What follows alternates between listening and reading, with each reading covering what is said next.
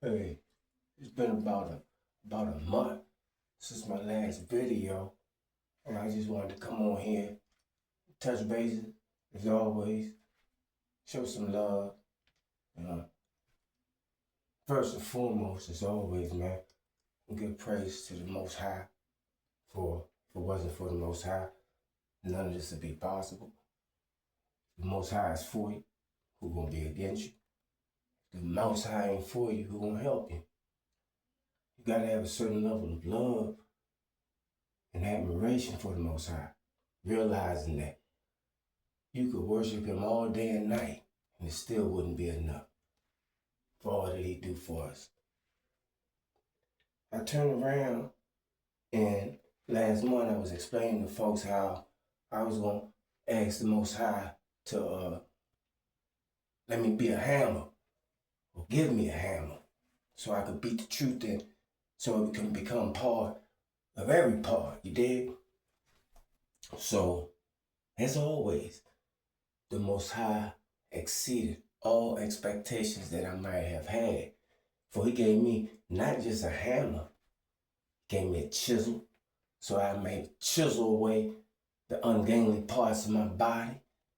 He gave me a compass, so that I might draw circles around my passions and desires, so I might keep them in the bounds of moderation.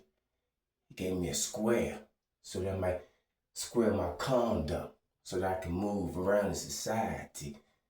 He gave me a saw, so I could cut off the useless and ungainly parts of my character. So see, all these tools are tools of the mind that we must use. Yeah, we have a physical aspect to them, but they also a mental aspect. Because as I told you before, thought is the cause of it all. And water gonna always seek its own level. You hear me, man? Water gonna always seek its own level. We moving in the era and time now. Well, honestly, you could take what I'm saying like a public announcement. Stop playing with people. People out here going through changes.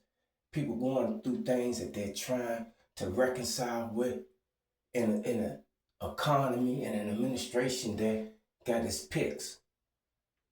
See, we have to understand that there's been an attack on the pillars of society. What I mean by pillars of society, let's take for example me.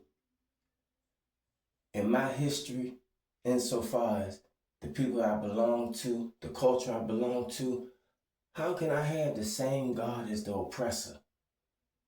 That's the first pillar of any society or religious order, some type of identity with a higher power.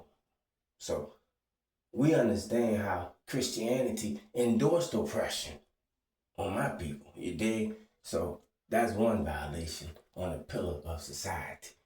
Then we go to the next pillar of society, which will be health.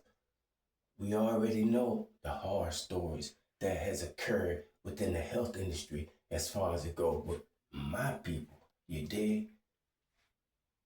Then we look at the next pillar, which will be the judicial system. We already know how that justice system works in America.